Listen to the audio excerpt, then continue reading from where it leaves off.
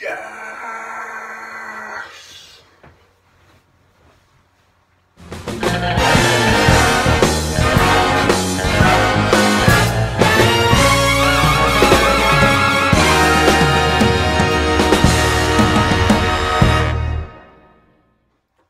Welcome to episode 5 of the Dad FC show. The first one post pardew dance, shall we call it.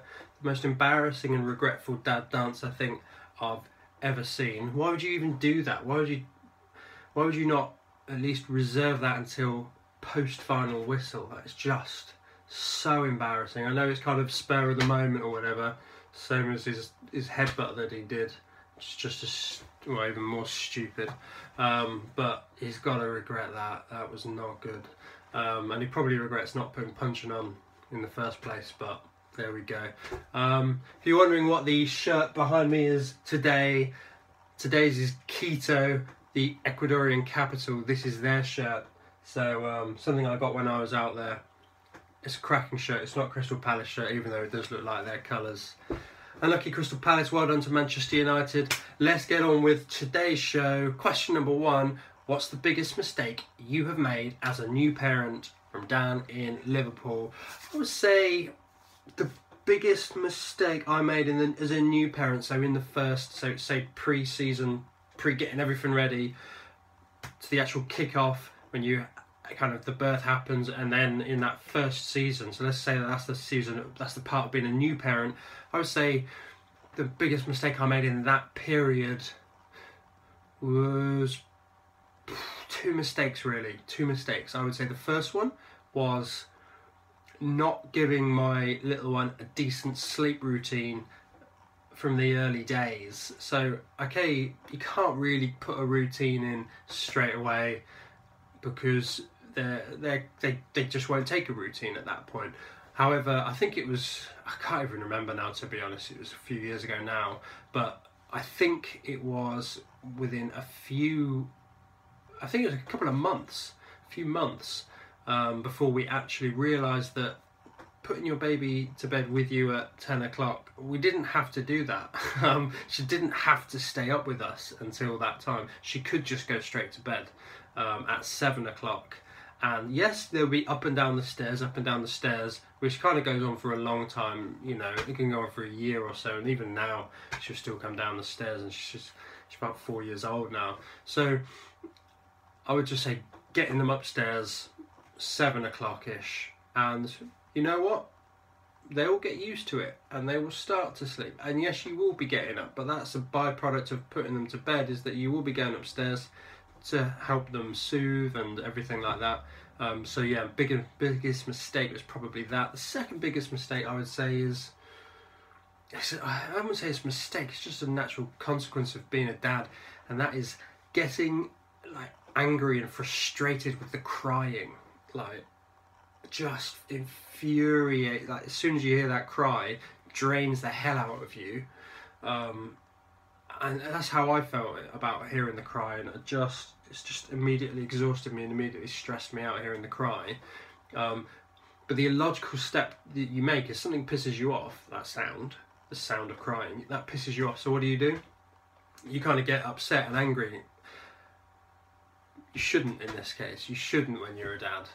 You know you shouldn't. It's a simple, stupid thing to say, I guess. But I think the biggest mistake was that I would get upset and I would be like, why are you crying? What do you want me to do? I've done everything. Baby isn't crying to piss you off. The baby is crying because it needs something. Even if it's just, you know, I say just, it's not a small thing, but even though if it's emotional and it's not something like feeding, burping, changing, cleaning, whatever, they need something. So that's why they're crying. So I think trying to appreciate that the cry isn't designed to, well, it is designed to piss me off, but the cry, I don't need to get angry about it. So that's probably a big mistake I made as well. But I'm not going to beat myself over the head too much about that, because it's perfectly natural to get upset, angry, frustrated as a parent as well. Cool, hope that answers your question. Question number 2, we're preparing for our first baby on a low budget. Any tips? And that's from Jenny in Kent. I think that's the first female question from a girl, or a question from a new mum that we've had. So thanks for that, Jenny. saving money on a new baby, I would say 2 ways of looking at it. 2 ways. One is, what the hell do you just not need?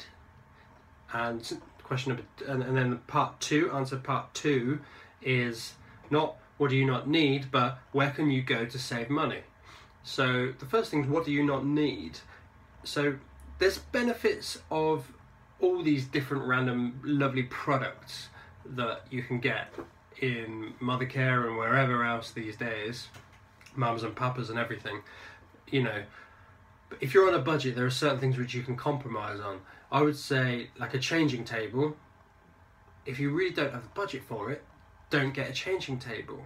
It is good, it is useful to have a changing table, especially if you can put it on top of a cot, because then, say for example, if the mum's changing the baby and she's recently given birth, actually bending down onto the floor can be quite painful and quite difficult. So actually having a changing table is useful. But if you don't have the budget for it, if you haven't factored that into your budget, then don't get it, because you don't need it. So it's about whether you can afford it and whether you need it. So things like that. I would say, I'm trying to think other things, like a wipe warmer. Who needs a wipe warmer? Don't get a wipe warmer, you don't need that. A nappy holder, again, useful, but it costs money, you don't need it, so don't get it. If it's not actually something which is specific for the kind of survival, the nutrition, the sleep of your baby, looking after your baby, then you don't need it. Even like a sterilizer, right? A sterilizer costs a lot of money. What do you think they did before those sterilizers were available, before they existed, before they were invented? What did parents do? Just did all their children die and we all died out? No, it didn't happen. What we did was boiling water in a pan, you boil it. Okay, it's boiled, it's sterilized, period, done. So even a sterilizer. So look at the hacks, I guess, for saving money, the things that you don't need. I'm trying to think if there's anything other things that you don't need. I think baby bathtub as well. When they're tiny, you could do it in the sink. You could do it in the kitchen sink probably. Just make sure the kitchen sink is clean, doesn't have any cutlery in it. But yeah, you don't need a baby bathtub. So yeah, there's another thing. The other way of looking at this, as I said, is look at the places you can go to save money. So NCT, they have, I think it's called a nearly new market. So I can say old mums, not old mums and dads, but mums and dads that don't need baby clothes, baby play mats, baby bouncers, all those kind of things. Go to a nearly new class near you, or a nearly new market near you, and I'm sure you'll find loads and loads of stuff really cheap, and it is, like I say, nearly new. That's all good. Books, go to a charity shop for all your books. You don't need to buy new books. I would say car seat. Don't go for a second-hand car seat. Whatever you do, don't bother going for a second-hand car seat, because you don't know whether it's been in an accident, you don't know the history of it. Not worth taking a risk with a car seat. Always get a new car seat and ensure it's got the latest safety standards. But there are other things where you can go for something second-hand. I would say, obviously the likes of eBay and Gumtree, go on those, they're good for getting second-hand things. And yeah, there's so many things you get second-hand, so that's my answer to that one. Question number 3, do you let your baby self-soothe or not? From Patrick in Reading. Great question, Patrick. Do I let my baby self-soothe or not? So my little one is past that stage now, but at the self-soothing stage, I would say overall, no, I wouldn't let her self-soothe. There are times when I think we tried, like, if we just leave her crying for a minute, will she go down? Or maybe we try 30 seconds, if she's still crying, you go in, put her down, and then try a minute.